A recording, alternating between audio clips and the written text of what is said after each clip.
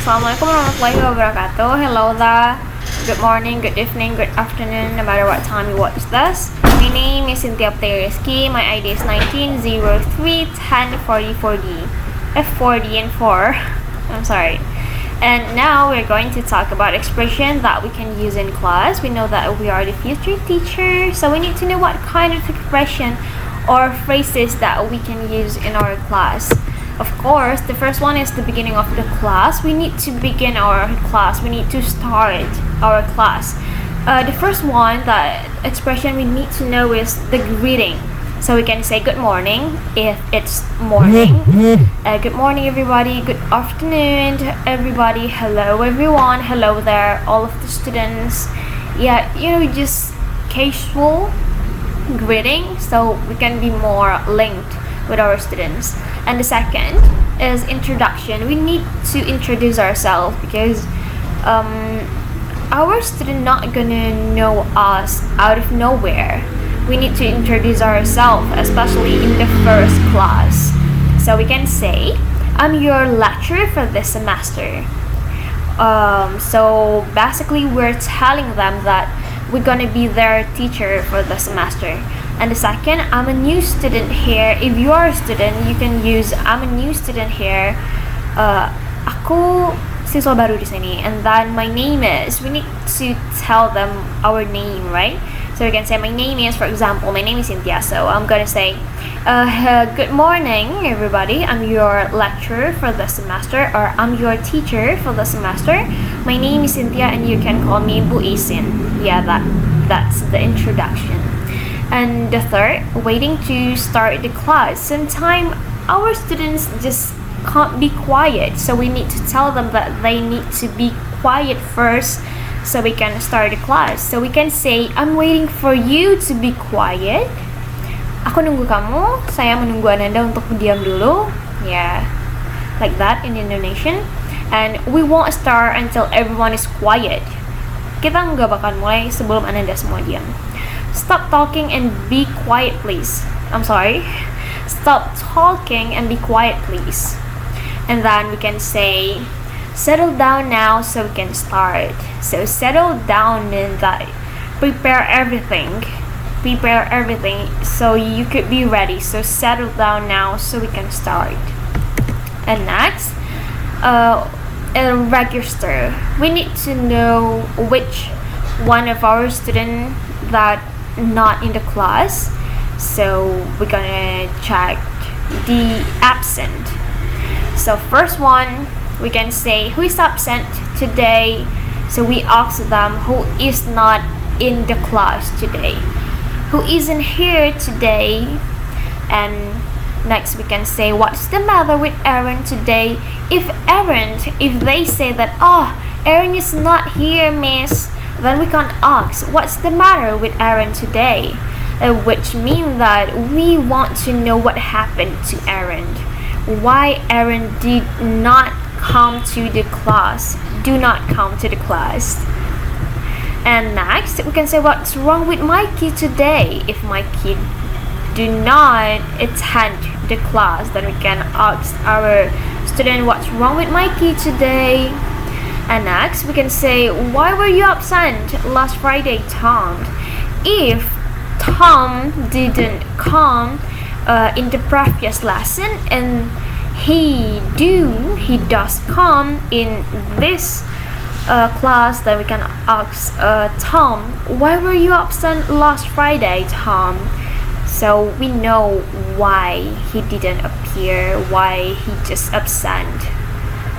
And if they say that, I was sick, miss, then we can ask them, for how long have you been ill, Andrew? So we can ask them, sudah berapa lama sakitnya? Yeah, something like that. And next, ask for students' condition. We can ask our students their condition, so we can start the class with the fresh think. And we can say, how are you today, Jenny? How are you getting on? How's life? How are things with you, Jenny? Are you feeling better today, Jenny, and stuff? And next, useful expression for discussion. So we know that in the class we need to discuss something with our lecturer, with our students. So the first one is asking about an opinion. If we want to know our students' opinion, then we can say some of this expression. First, could you tell me ... So ... is we can add the topic to that. For example, could you tell me about cells? And next, what do you think about cells? What's your opinion about cells? Do you think or feel cells is important, for example? And next, how do you feel about cells itself? Or may I ask you about the importance of cells? Yeah. And next, asking for explanation. Sometimes the question need explanation, so we need to ask our student about their explanation about something. So the first expression we can use is, could you explain to me blah blah blah?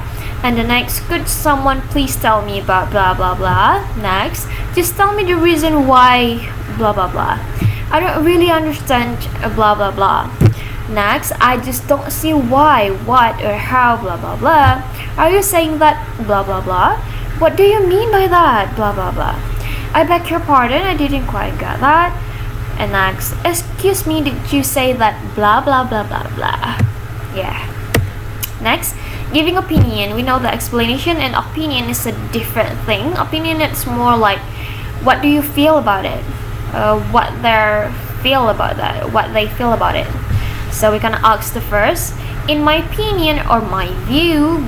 Next, if you ask me, ... As far as I can see. I'm sorry, this is giving opinion, so we are giving our opinion to our students. We can say, in my opinion, or we can say, if you ask me, as far as I can see, it seems to me that, I have the feeling that, I think, feel, or reckon, or believe that, well, I'd say blah blah blah blah. If you want my opinion, blah blah blah blah, you can take it from me that blah blah blah blah. And last, you can use the expression first of all, or to start with, I'd like to point out. Yeah. And next, giving an explanation. Of course, as a teacher, we need to explain the topic, we need to explain the material, we need to explain everything that we need to explain in the class. And then when we are going to give an explanation, we can say the first expression you can use is, look, it's like this. What I mean is blah blah blah. For example, what I mean is cell is important because blah blah blah blah. And then the reason for this is, the main problem is, just let me explain blah blah blah blah. Well, the reason is, well, the thing is, above all, we must keep in mind that blah blah blah blah. So this is the several expression you can use when you are giving explanation to your students. And next, agreeing with an opinion. After our student gave us their opinion, we need to agree with that, or disagree with that, or qualified agree with that. We need to give them a feedback. They need it. So if you are agree with what your student said, then you can say, I quite agree, or I agree completely or entirely, and then I couldn't agree with you more, and then I entirely completely agree with you on that, or that's true, that's right, that's just it, or quiet, exactly, precisely, right, certainly, definitely. So it's more casual one. You can just say, oh, exactly, precisely, right, certainly, definitely. And then you can say, you're quiet, right? I think so too. I don't think so either. That's just my feeling or opinion. That's how I see or feel it. You've got a point there, so we can say that. And qualified agreement. Qualified agreement is when you agree with that, but you need to explain more, because the explanation is just lack of something. So you need to give them more explanation. Then you can say, Yes, perhaps, but blah blah blah blah. Yeah, possibly, although blah blah blah blah. Yes, but on the other hand, blah blah blah blah. Yes, up to the point, I agree up to a certain point, but blah blah blah blah. Yes, in a way, maybe, I suppose so. Or, well, it depends. I don't think it's as simple as that. Or, the last expression you can use, I see what you mean, but I think that's not the whole story. Next, disagreement. Sometimes our students just give a seriously crazy idea, so we can't disagree or we can't give them qualified agreement. So we need to tell them that you are wrong. I disagree with you. So we can say the expression we can use is the first, I disagree with you, I'm afraid.